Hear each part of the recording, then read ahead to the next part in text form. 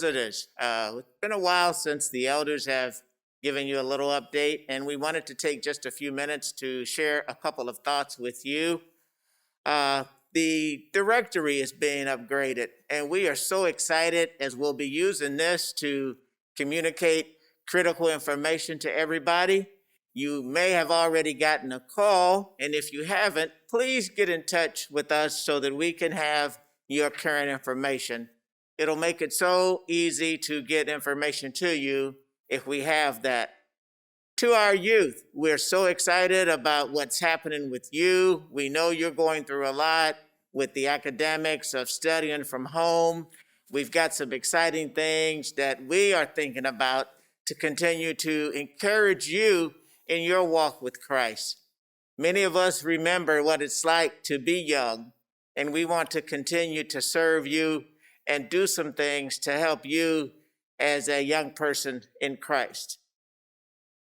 The coronavirus, the elders are diligently looking at this situation, and we're working with our health ministry and our deacons. Our current plan, of course, many of you know, was to not meet in February, and again, not meet in March, and at the earliest, come back together on April the 1st.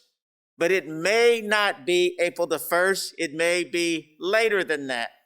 Many people are still working to get their vaccine. The new variants are in Illinois, and we're watching these items to try to determine what is the best way, the best time to go back to public worship. We know many of you miss worshiping together. We're keeping that in mind, and we will continue to evaluate the situation periodically. And as we do that, we want to keep you updated. After we get through March, we'll meet again and decide if April the 1st is the good date. But church, it may be May, it may be June, it may be later, based on what's in the best interest of the health of our church.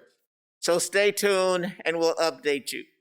If you have any suggestions, if you have any questions, if you have any ideas on how we can open up safely, don't hesitate to call one of the elders and let us know.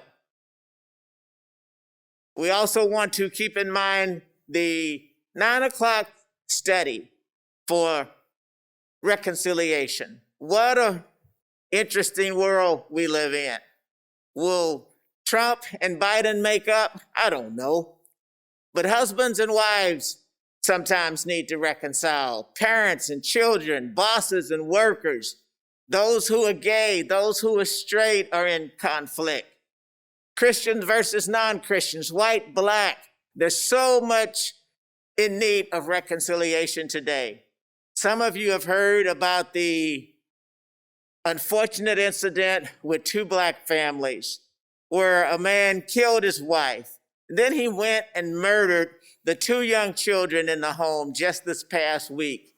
Last month, the same thing happened again, where a man, because he couldn't reconcile with his family, not only murdered his wife, but he murdered the 2 small children in the family. And listen, there's so many things that we need to reconcile on. This 9 o'clock study, as we continue to talk about forgiveness, which Brother Smith did such a great job recently, we're going to give you some practical steps on what do you do with that pain? What do you do when you see that person? Do you just forget about what happened? The Bible has so much to say about practical steps in reconciling fractured family and friends relationship. Join us for this 9 o'clock study and invite your family to come with us.